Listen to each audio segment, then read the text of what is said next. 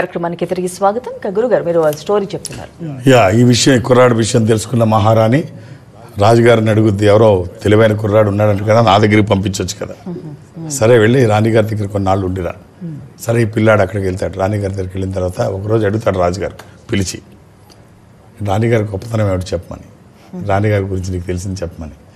అంటే మీరేమనుకోకండి మహారాజా, రాణిగారు కూడా రాజవంశం నుంచి చెందినవారు కాదు. అంటే కొంచెం కోపం వస్తుంది. ఏమిటి ఎవరిని పడితే అండి ఇష్టం వచ్చినట్టు మాట్లాడుతున్నాడు అని చెప్పేసి అత్తమామగారిని పిలిపిస్తాడు. పిలిపించిన తర్వాత ఏమిటి సంగతి, మీ అమ్మాయి గురించి చెప్పమంటే, నిజమే మా అమ్మాయి పుట్టిన 6 నెలలకే నీకు భార్యగా మీ అమ్మా నాన్న కాయపరుచుకున్నారు. నాకు కూతుర్ని, కానీ అది చనిపోయింది. ఇచ్చిన మాట తర్వాత ఎన్ని తెలిస్తే ఏమవుతుందో అని చెప్పేసి మా ఇంటి దాసి పిల్లని పెంచాం, రాణిలాగే పెంచాం, ఎక్కడ ఏ లోపం చేయలేదు అని చెప్పి. సరే అప్పుడు ఇది జరిగిందని చెప్తే ఇప్పుడు రాజు మళ్ళీ వీడికి బహుమతులు ఇచ్చి కొన్ని గొర్రెల్ని మేకల్ని బహుమతిగా ఇచ్చాడు. అంతకుముందు చెప్పినప్పుడు కూడాను చక్కగా మంచి గుర్రం గురించి చెప్పినప్పుడు మంచి గుర్రాన్ని, ఆహార పదార్థాలన్నీ బహుమతిగా ఇచ్చి ఇంటికి పంపిస్తాడు. ఇప్పుడు కూడా మంచి మేకల మంద గొర్రెల్ని చక్కడ అన్ని బహుమతులకు ఇచ్చి పంపిస్తాడు. నీకు ఎలా తెలిసింది అని అడుగుతాడు. మన రాణి గారి గురించి నీకు ఎలా తెలిసింది అంటే, ఏం లేదు రాజా, ఆ రాజవంశం నుంచి వచ్చిన మహారాణి అయితే తన పని వాళ్ళని ప్రేమగా చూస్తుంది, ఆప్యాయంగా పలకరిస్తుంది. ఎంతసేపు రాణిగారి చిరాకులు, కోపం, ద్వేషం, ఏ పని చేసినా నచ్చకపోవడం ఇలా ఉండదు. అసలు పెద్దవాళ్ళు ఎవరు ఇలా ఉండరు, అందులో దానికి భిన్నంగా ఉంది, అదొక్కటే, ఇంకంతకు మించి ఏమీ లేదు అంటే. సరే కొంతకాలం గడిచిపోద్ది. కొంతకాలం గడిచిన తర్వాత నా సంగతి ఏమిటో చెప్పంటాడు రాజు. నేనెవరిని, నా గురించి నీకేం తెలుసు? సరే నేను చెప్పే ముందు నాకు మీరు మాట ఇవ్వాలి అంటాడు. ఏమిటా మాట అంటే, నా ప్రాణానికి హాని లేదు అని చెప్తే నిర్భయంగా నేను చెప్తాను ఏదైనా. నీ ప్రాణానికి వచ్చిన డోకా ఏం లేదురా బాబు చెప్పంటాడు. మహారాజా నువ్వు రాజవంశానికి చెందినవాడు కాదు,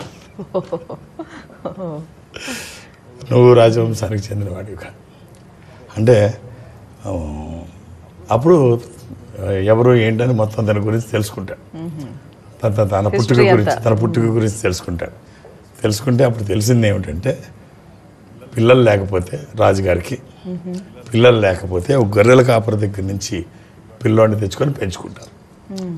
ఇది తను ఆ రాజు. సరే అప్పుడు తెలుసుకుంటాడు, తన జన్మవృత్తాంతం తెలుసుకొని ముందు ఆ పిల్లోడు చెప్పినప్పుడు చాలా కోపం వచ్చినా వీడు తెలివితేటల మీద నమ్మకం ఉన్నవాడే నిదానంగా ఆలోచిస్తూ మొత్తం తెలుసుకుంటే తిను కూడా క్షత్రియుడు కాదు. ఒక గొర్రెల కాపరి దగ్గర నుంచి తీసుకొని పెంచుకున్నారు తల్లిదండ్రులు, పిల్లలు లేకపోతే చాలా కాలం చూసిన తర్వాత. నీకు ఎలా తెలిసింది అని అడుగుతాడు. మహారాజా మీరు ఎలాగ నన్నేం అనరు, అభయం ఇచ్చారు, అందుకనే చెప్పాను. ఎలా తెలిసిందంటే, రాజులు ఎవరైనా రాచరిక వ్యవస్థలో నుంచి వస్తే వాళ్ళకి మనసుకి ఇష్టమైంది ఏదైనా జరిగితే మనులు ఇస్తారు, మాణిక్యాలు ఇస్తారు, భూములు ఇస్తారు, భవనాలు ఇస్తారు. మీరు మొదటిసారి గుర్రం గురించి చెప్పినప్పుడు నాకు ఒక గుర్రాన్ని, 4 ఆవుల్ని, ఆహార పదార్థాలని ఇచ్చి మా ఇంటికి పంపించారు. మహారాణి గారి గురించి చెప్పినప్పుడు మేకల్ని, గొర్రెల్ని ఇవన్నీ ఇచ్చి పంపించారు. రాజులు ఇలా చేయరు. సరే కథ కట్ చేస్తే ఏం చెప్తుంది అంటే, ఎవరిలోనైనా లోపాలు ఉండడం సహజమే. లోపాలున్నాయని వాటిని చూసి భయపడ్డమో బాధపడ్డమో కాదు, మీలో ఉన్న బలాల్ని గుర్తించండి, బలహీనతల్ని కాదు. ఈ కథలో మొత్తం అన్ని లోపాలంటే అర్థమే, ఉద్దేశం ఏమిటి అంటే, అందరికీ ఉంటాయి. కొంతమందికి అయితే వాళ్ళల్లో ఉన్న లోపం ఏమిటో తెలియకుండా బతికేస్తారు. ఒకడు వచ్చి చెప్పాలి నీలో ఈ లోపం ఉందని చెప్తే తప్ప వాళ్ళకి తెలియదు. సో కాబట్టి వాటి గురించి ఆలోచించకండి, మీలో బలహీనతల గురించి ఆలోచించకండి, మీలో ఉన్న బలాల్ని గుర్తించండి. లోపాలు అనేవి అందరిలో ఉంటాయి. బాగుంది, స్టోరీ బాగుంది గురుగారు. కాల్స్ చూద్దాం ఇక. హలో అండి, అమ్మా చెప్పండి మీ పేరు? నా పేరు రాజలక్ష్మి అండి. ఓకే అమ్మా, మాట్లాడండి గురుగారితో. ఓం నమ శివాయ గురుగారు. ఓం నమ శివాయ. ఏమిటమ్మా? బాబు గురించి అండి. అమ్మా డేట్ ఆఫ్ బర్త్ ఇస్తారా? 25/3/96 అండి. ఏమిటి అమ్మా ఏంటి 25/3/96. ఓకే 96. 11:48. అవునమ్మా, సోమవారం నాడు. సోమవారం. 11:48. ఎంతమంది పిల్లలమ్మా? 2 అబ్బాయిలండి. ఇది సప్తమి, శుక్లపక్షము, శుద్ధ సప్తమి. ఇది మేషరాశి. ఈ అబ్బాయికి మీరు ఇవ్వాల్సినటువంటి రుద్రాక్ష, మంచి రుద్రాక్ష చెప్తాను, వీలైతే ఇవ్వండి. త్రయోదశి అంటే 13. ఇది ఇంద్ర రుద్రాక్ష, రూలింగ్ రుద్రాక్ష, కమాండింగ్ రుద్రాక్ష. అనుకున్నది సాధించడానికి, సంకల్పం సిద్ధించడానికి, కోర్కెల సాఫల్యం కోసం జాతకపరంగా అవసరమైంది కూడా త్రయోదశి. అది కుదరకపోతే దాని తర్వాత ద్వాదశి, 12 ముఖాలు, సూర్యస్వరూపం. ఈ రెండిట్లో ఏదైనా ఒక్కటి వచ్చిన తర్వాత మార్పు ఏమిటో మీరు చూస్తారు. ఈ ఆశీర్వచనము, వాళ్ళ ప్రయత్నము, ఈశ్వర అనుగ్రహము. నా వంతు బాధ్యతగా జాతకాన్ని వేదగణితంతో అధ్యయనం చేయడం వల్ల జాతకంలో ఉన్న దోషాలు నివారించబడతాయి. ఈ రుద్రాక్ష స్వయం ఈశ్వర స్వరూపము. ఈశ్వరుడే రుద్రాక్ష రూపంలో గుండెల మీద నడయాడుతూ ఉంటే విజయాలు ఎప్పుడూ పక్కనే ఉంటాయి, వ్యతిరేక శక్తులు దరిదాపులకి రావు. All the best. మరో కాల్ చూద్దాం. హలో హలో అమ్మా, చెప్పండి మీ పేరమ్మా? పార్వతి అండి. ఎవరి గురించి అమ్మా? పెద్దమ్మ గారు అవుతారు. ఆయన గురించి తెలుసుకుంటామనండి. మాట్లాడండి, గురువు గారు ఉన్నారు. అమ్మా డేట్ ఆఫ్ బర్త్ ఇవ్వండి. డేట్ ఆఫ్ బర్త్ తెలియదు సార్. ఎవరి కోసం అమ్మా? మా పెద్దమ్మ గారండి, హార్ట్ పేషెంట్. పెద్దమ్మ గారు. ఎంత ఉంటుందమ్మా వయసు? అంటే 60 ఉంటాయండి. ఆమె 2 పిల్లలండి, అమ్మాయి అబ్బాయి. భర్త వదిలేసారు. ఆమె తిండి కూడా తినలేకపోతుంది సార్. ఏదైనా రుద్రాక్ష సహాయం చేస్తారని చేశాను సార్. ఏదైనా రుద్రాక్ష సహాయం చేస్తారని ఫోన్ చేశారు. ఎక్కడి నుంచి మాట్లాడుతున్నావు అమ్మా? మరి బాపట్ల జిల్లా అండి. హైదరాబాద్ ఎవరన్నా పంపిస్తే ఖచ్చితంగా రుద్రాక్ష ఇస్తానమ్మా. లేదు మీకు దగ్గరగా విజయవాడ ఉంది, మీరు అక్కడికి వెళితే ఇమ్మని చెప్తాను. తీసుకెళ్ళి పెద్దమ్మకి ఇవ్వండి. చక్కని మనసు, అమ్మ లాంటిది అమ్మ పెద్దమ్మ.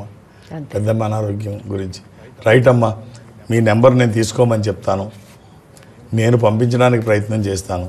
కుదరకపోతే మీరు కలెక్ట్ చేసుకోండి, లేదా ఎక్కడ దగ్గర అయితే అక్కడ తీసుకోండి. ఏం పేరమ్మా మీది? డ్రాప్ అయిపోయింది గురుగారు. ఓకే, సోమవారం మాకు చూపించారు దాని రుద్రాక్ష. ఇప్పుడు బోనాలు నడుస్తున్నాయి. అమ్మవారు, ఆషాఢం అమ్మవారు, నెక్స్ట్ శ్రావణం అమ్మవారే, అమ్మవారు. నిన్న ఉజ్జయిని అమ్మవారు, కనకదుర్గమ్మ, దుర్గా అవతారం, అమ్మల గన్నమ్మ, చాలా పెద్దమ్మ. కింద అదేమి రుద్రాక్ష? ఇది కింద అదే 16 ముఖాలు, 16 షోడాశినేముఖి, 16 శక్తులు కలిగిన అమ్మవారు. రైట్, బాగుంది. ఈ సీజన్లో చూడాల్సిన రుద్రాక్ష చూశారు అందరూ. అంతే, ఓ మంచి రుద్రాక్ష. నిజంగా ఇలాంటిది వేసుకునే అవకాశం ఉంటే, అంటే ప్రలోభ పెట్టడం నా ఉద్దేశం కాదు. అదేలేండి. అసలు అమ్మవారి విగ్రహం కూడా ఎంత అందంగా ఉంటుందంటే, రుద్రాక్ష కూడా ఎంత డామినేటింగ్గా ఉంటుంది. ఆ గోల్డ్ లాకెట్ కూడా ఎంత ఇలా చేయించి వేసుకుంటే, ఇప్పుడు ఏ సంపద అక్కడికి ఎంతవరకు వస్తుందో తెలియదు. ఇలాంటిది ఉంటే ఈశ్వరుడు అమ్మవారి రూపంలో గుండెల మీద కనిపిస్తూ ఉంటే, ఉన్నారు అన్న భావం ఉంటే చాలు, ఇంకా అది డిఫరెంట్. రైట్ గురుగారు, మరో కాల్ చూద్దాం. హలో హలో హలో, నమస్తే. అమ్మా నమస్కారం, మీ పేరమ్మా? నా పేరు నాగలక్ష్మి. మాట్లాడండి, గురుగారు ఉన్నారు. అమ్మా ఓం నమ శివాయ. ఓం నమ శివాయ గురుగారు. చెప్పండి. అదే మా పెద్ద బాబు అండి, దుర్గా ప్రసాద్ అండి. డేట్ ఆఫ్ బర్త్ అమ్మా? 2004 అండి, 7వ నెల 3వ తారీఖు అండి. 3వ తారీఖు 7వ నెల 2004. కాదండి, 2004 అండి, 3వ నెల 7వ తారీఖు. అదే అదే చెప్పారు, మార్చి 7. ఓకే, 1:20.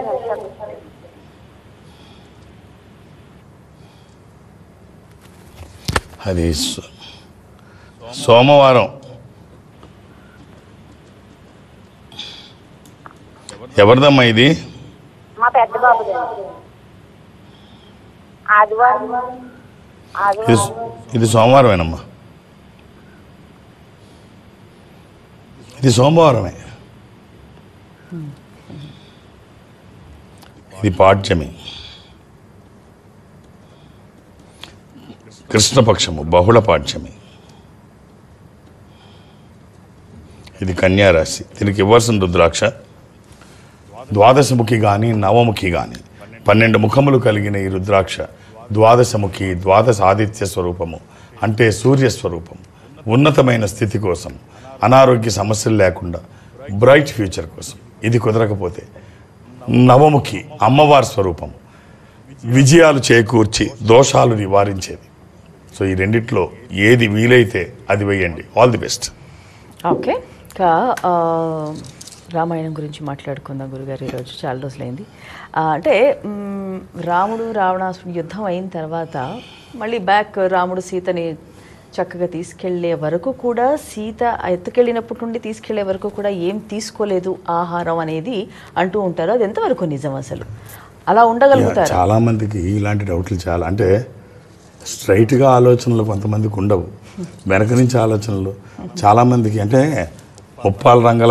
ముప్పాల రంగనాయకమ్మ గారు చేసిన క్వశ్చన్స్ ఇవన్నీ కూడా నిజంగా వాల్మీకి మహర్షి చాలా చాలా అద్భుతమైనటువంటి, ఇవన్నీ ఎవరు అడగకముందే ఆయన వీటన్నిటి గురించి ఆన్సర్ చేశాడు. వీళ్ళందరూ బట్టలు ఎక్కడ ఎలా మోసుకెళ్లారు, వీళ్ళందరూ అక్కడ ఏం తిన్నారు, ఇన్ని రోజులు బట్టలు ఎలా ఉన్నాయి, ఆవిడ క్వశ్చన్ చేస్తుంది. ఉపయోగపడేవి ఏమి కాదు ఈ క్వశ్చన్స్. వాల్మీకి మహర్షి ఎంత బాగా చెప్తాడు అంటే, సీతమ్మ వారు అక్కడికి వెళ్ళిన తర్వాత విభీషణుడు కూతుర్ని అక్కడ పెడతాడు. పెట్టి తన, అంటే అందరూ రాక్షసుల మధ్యన తనకు అంతవరకు పర్వాలేదని పెట్టి అన్ని చూసుకోమని చెప్తాడు. అయినా కూడా ఆమె ఏమీ తినదు. త్రిజట అని కూతురు, కూతురు త్రిజట. లంకలో అందరూ రాక్షసులు కాదు, విభీషణుడు లాంటి వాళ్ళు కూడా ఉంటారు. అందుకనే తన కూతురు త్రిజటని అక్కడ పెడతాడని చూసుకోమని పెడితే, అయినా కూడా ఆమె ఏమీ తీసుకోదు. రామనామం తప్ప ఇంకేమీ ఉండదు. మంచినీళ్ళు కూడా తీసుకోవట్లేదు. అప్పుడు బ్రహ్మకి తెలిసి ఇలా అయితే చాలా ప్రమాదం, ప్రాణానికే ముప్పు అని చెప్పి ఇంద్రుడిని పిలిచి పాయసాన్ని ఇచ్చి, నువ్వు సతీ సమేతంగా వెళ్ళి సీత మహాసాధ్వికి ఇది తీసుకోమని చెప్పు, లేకపోతే కష్టం, యుద్ధం జరిగే వరకు ఉండడం కష్టం అంటే. అప్పుడు ఇంద్రుడు సతీ సమేతంగా వచ్చి, అమ్మ ఈ పాయసాన్ని తీసుకో తల్లి, నువ్వు ఆహారం తీసుకోవట్లేదు, తీసుకోమంటే వచ్చింది రావణుడే మారువేషంలో అనుకుంటుంది. అనుకొని ఎన్నిసార్లు ఎన్ని రకాలుగా నచ్చ చెప్పినా సీతమ్మ వారు యాక్సెప్ట్ చేయదు. లేదు నువ్వు రాక్షసుడివి, నువ్వు రావణుడివి అని చెప్తే, అప్పుడు రాముల వారు ఒక సందర్భంలో సీతతో ప్రస్తావించిన సంఘటన ఆమెకి గుర్తొస్తుంది. దేవతలు ఎలా ఉంటారు, ఎలా గుర్తించాలి, దేవతలు ఎలా ఉంటారు, రాక్షసులు ఎలా ఉంటారు, మనుషులు ఎలా ఉంటారు, దేవతలు ఎలా ఉంటారు. దేవతలు ఎలా ఉంటారు అంటే, ఒక్కసారి ముఖంలోకి చూస్తే వాళ్ళు కనురెప్పలు వేయరు. కనురెప్పలు మనుషుల్లాగా ఆడించరు, రాక్షసుల్లాగా మనుషుల్లాగా కనురెప్పలు ఆడించరు. అవి అలాగే ఉంటాయి, స్ట్రైట్గా ఉంటాయి. తర్వాత కాళ్ళు నేల మీద ఆనవు. భూమికి ఇప్పుడు దెయ్యాలు చూస్తే కాళ్ళు ఎలా అయితే వెనక్కి తిరిగి ఉంటాయి అంటారో, దేవతలు భూమి మీద కాళ్ళు ఆనవు, టచ్ అవ్వవు. ఈ మాటలు గుర్తొస్తాయి. గుర్తొచ్చి చూస్తే ఇంద్రుడు కనురెప్ప వేయట్లేదు, కాళ్ళు నేల మీద ఆని లేవు. అప్పుడు వచ్చింది ఇంద్రుడు అని గుర్తించి ఆ పాయసం ఆవిడ తీసుకుంటుంది. అందుకనే మొత్తం లంకలో ఉన్నంత కాలం ఆహారం తీసుకోలేదు ఆమె. ఇది నిజమే. వాల్మీకి రామాయణంలోనే లంకలో ఉన్నంతకాలం ఆహారం తీసుకోలేదు. ఆ పాయసం, ఇంద్రుడు ఇచ్చిన పాయసాన్ని ఆమె స్వీకరించింది అంతే. ఇది తీసుకుంటే ఆకలి దప్పికలు ఉండవు. అమృతంతో సమానం. నిద్ర రాకుండా ఉండాలంటే లక్ష్మణుడికి ఏం చేయాలి, దానికి ముందు ఒక కథ, ఊర్మిళ గురించి ఒక కథ, ఇలాగంతే ఎక్కడికక్కడ చాలా పకడ్బందీగా ఉంటుంది రామాయణం. ఎవరు క్వశ్చన్ చేయడానికి వీలు లేకుండా, అయినా కొంతమంది వేస్తూ ఉంటారు. రైట్ గురుగారు. క్యాంప్స్ గురుగారు, గురువారం ఈ మధ్య గ్యాప్ వచ్చింది కొంచెం, ఈ కంఠం ఇబ్బంది. ఇప్పుడు మళ్ళీ గురువారం, ఈ కమింగ్ థర్స్డే చాలా రోజుల తర్వాత వెళుతున్నాను విజయవాడ. విజయవాడ వెళుతున్నాను. సో మధ్యాహ్నం 1:30 వరకు మ్యాక్సిమం 1:30 అంతే. కొన్ని గంటలు 2 గంటలు చిల్లర ఉంటాను. మీరు ఎక్కువ పేర్లు నమోదు చేయించి మీరు ఇబ్బంది పడి నన్ను ఇబ్బంది పెట్టద్దు. సో ఒక్కొక్క పేరే నమోదు చేయించండి. హైదరాబాద్లో అయితే పేర్లు కూడా తీసుకోరు, ఏమీ అవసరం లేదు. నన్ను కలవడానికి నేను ఎవరికి అపాయింట్మెంట్స్ ఇవ్వను, ఏ రికమెండేషను తీసుకోను. నన్ను కలవడానికి ఇవేమీ అవసరం లేదు. నేనున్నప్పుడు వస్తే చూసేస్తాను. శని ఆదివారాలతో కలిపి అన్ని రోజులు, ఒక్క గురువారం తప్ప అన్ని రోజులు హైదరాబాద్కే ఉంటాను. దూర ప్రాంతాల నుంచి కూడా ఇక్కడ వరకు రావాల్సిన అవసరం లేదు. ఎందుకంటే ఈ సంస్థ ప్రపంచవ్యాప్తంగా ఉంటుంది. నేను దక్షిణ భారతదేశం అటెండ్ అవుతాను. ఈ దక్షిణ భారతదేశంలో ఈ సంస్థ ఉన్న దగ్గరగా మీరు ఎక్కడైనా ఉంటే, అంటే సపోజ్ మీరు బెంగళూరులో ఉంటున్నారు, బెంగళూరు ఇన్ఫాంట్రీ రోడ్లో ఈ సంస్థ ఉంటుంది. మీరు అక్కడికి వెళితే ఒక స్పెషల్ స్క్రీన్ ముందు ఒక స్పెషల్ రూములో మిమ్మల్ని కూర్చోబెట్టి అటు మీరు ఇటు నేను ఎదురు బదురుగా 1-to-1 మాట్లాడుకునేటువంటి అవకాశం వాళ్ళు కల్పిస్తారు. మాట్లాడే ప్రయత్నం నేను చేస్తాను. ఆ విధంగా నాతో మాట్లాడిన, డైరెక్ట్గా హైదరాబాద్ వచ్చి నన్ను కలిసిన, లేదు గురువారం నన్ను విజయవాడలో కలవాలని అనుకున్నా, ఒక్కొక్క డేట్ ఆఫ్ బర్త్ చూసే అవకాశం నాకు ఉంటుంది. ఈ వర్క్ లోడ్ అంతా నా మీద ఉంటుంది. అర్థం చేసుకొని సహకరించండి. ఓకే, మరో కాల్ చూద్దాము. హలో. హలో, నమస్తే మేడం. అమ్మా నమస్కారం, మీ పేరమ్మా? నా పేరు ప్రతిమ మేడం. ఓకే, మాట్లాడండి, గురుగారు ఉన్నారు. అమ్మా ఓం నమ శివాయ్. ఓం నమ శివాయ గురుజీ. చెప్పండి, డేట్ ఆఫ్ బర్త్ చెప్పండి త్వరగా. 16/5/2005. ఓకే, ఎవరిదమ్మా ఇది? మా కూతురు స్వామిజీ, మీనాక్షి లక్ష్మణ్.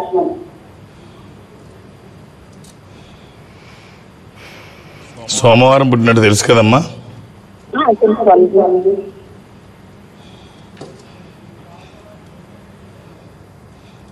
ఇది అష్టమి శుక్లపక్షము, శుద్ధ అష్టమి. ఇది కన్యా రాశి. అమ్మాయికి మీరు ఇవ్వాల్సిన రుద్రాక్ష నవముఖి, ద్వాదశముఖి, ఏదైనా ఒక్కటి. 9 ముఖాలు అమ్మవారి స్వరూపం, విజయాలు చేకూర్చి దోషాలు నివారించేది. 12 ముఖాలు ద్వాదశముఖి, ద్వాదశ ఆదిత్య స్వరూపం, అంటే సూర్య స్వరూపం. ఈ రెండిట్లో ఏదైనా ఒక్కటి. All the best. ఓకే. ఇంకా నన్ను ఫాలో అయ్యేవాళ్ళు ఒకరు అడిగారు గురువుగారు నన్ను, ఖచ్చితంగా ఈరోజు మిమ్మల్ని అడగమని నాకు ఒక మెసేజ్ పెట్టారు. ఒక 20-25 ఏళ్ళు దాటిన తర్వాత పిల్లలందరికీ కూడా ఒక టీనేజ్లోకి వచ్చేస్తారు. ఆ తర్వాత ఒక మెచ్యూరిటీ ఉంటుంది, వాళ్ళ నిర్ణయాలు వాళ్ళు తీసుకునే హక్కు ఉంటుందా లేదా? ఎందుకంటే పెళ్లి విషయం మాట్లాడితే ఇష్టమైన వాళ్ళని పెళ్లి చేసుకోవడానికి పేరెంట్స్ అంగీకారం అవసరమా అనేది అడగమన్నారు. పిల్లల హక్కులు ఉంటాయి, హక్కులు ఉండవని నేను అన్నాను. బాధ్యతలు కూడా ఉంటాయి.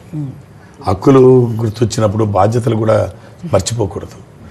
బాధ్యతలు తల్లిదండ్రులు ఏమిటంటే, అంటే అబ్బాయి ఎవరినో ఇష్టపడి ఉంటాడు, ఇష్టపడిని అదేనా ఎవరైనా ఇష్టపడి ఉంటాడు, తల్లిదండ్రులు ఒప్పుకోవాలా వద్దా, అలా స్వతంత్రత ఉంటుందా లేదా, ఇష్టమైన వాళ్ళని అని. హక్కులు గుర్తున్నప్పుడు బాధ్యతలు కూడా గుర్తుండాలి. అట్ ద సేమ్ టైం తల్లిదండ్రులు ఏదన్నా చేశారు అంటే పిల్లల కోసమే, వాళ్ళ వ్యక్తిగతంగా ఏమన్నా. తర్వాత ఇంకోటి గుర్తించాల్సింది ఏమిటంటే, ఎవరినైనా ఇష్టపడడం కానీ లేకపోతే ఒక నిర్ణయానికి రావడం కానీ జరిగినప్పుడు మీరు కన్విన్స్ అయ్యారు. ఆ అబ్బాయి కన్విన్స్ అయితేనే ఆ అమ్మాయితో ఇష్టపడడం కానీ లేకపోతే ఆ విషయంలో ముందుకు వెళ్ళడం కానీ జరుగుద్ది. మీ పేరెంట్స్ని ఎందుకు కన్విన్స్ చేయలేరు?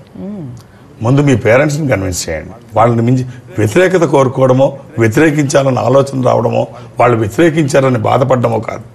ముందు వాళ్ళని ఇప్పుడు ఈ అమ్మాయితో ఉంటే నా భవిష్యత్తు బాగుంటుంది, ఈ అమ్మాయితో ఉంటే నేను సుఖపడతాను, అండర్స్టాండింగ్ బాగుంటుంది, మీరు ఎలా అయితే అనుకున్నారో వాళ్ళకి అంటే నో అని చెప్పడానికి వాళ్ళకి ఏమడ్డం రావాలి అంటే, ఓహో మనం ఇప్పుడు నో అంటే అమ్మాయితో ఉంటే నేను సుఖపడతాను, ఆ అమ్మాయితో ఉంటే నా భవిష్యత్తు బాగుంటుంది, ఆ అమ్మాయితో ఉంటే మంచి అండర్స్టాండింగ్ ఉంటుంది, మంచి జీవితం ఉంటుంది అని వాడు చెప్పాడు అంటే, నీకు మంచి జీవితం లేకపోయినా, నీ భవిష్యత్తు బాగోకపోయినా, నీకు అంటే సుఖం లేకపోయినా, ఏమి లేకపోయినా నువ్వు మా చెప్పిన మాట విను అనే రాంగ్ మెసేజ్ వెళ్తుంది అని తల్లిదండ్రులు గుర్తించాలి.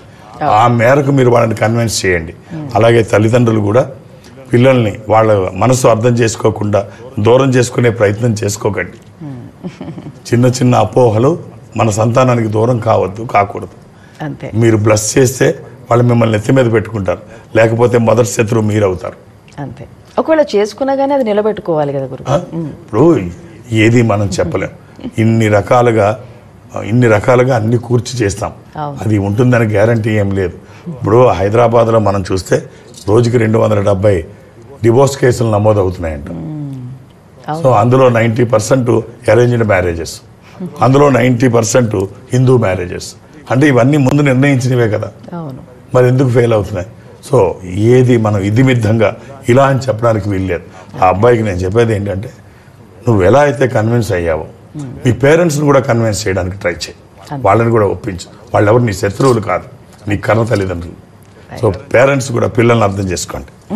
రైట్ గురుగారు, మంచి విషయాలు నాటి కార్యక్రమంలో పంచుకున్నాము. ధన్యవాదాలు. ఓం నమ శివాయ. వీక్షించారుగా ఇది నాటి రుద్రాక్షుల సందేహాలు కార్యక్రమం. మరో కార్యక్రమంలో మళ్ళీ కలుసుకుందాం. నమస్కారం. Indo Nepal Rudraksha organisation, Jubilee Hills road number 45 మరియు సోమాజిగూడ, హైదరాబాద్. సంప్రదించాల్సిన ఫోన్ నంబర్స్ 9118845678, 9177778855, 8186899997, 7700963888. మా వెబ్సైట్ www.indo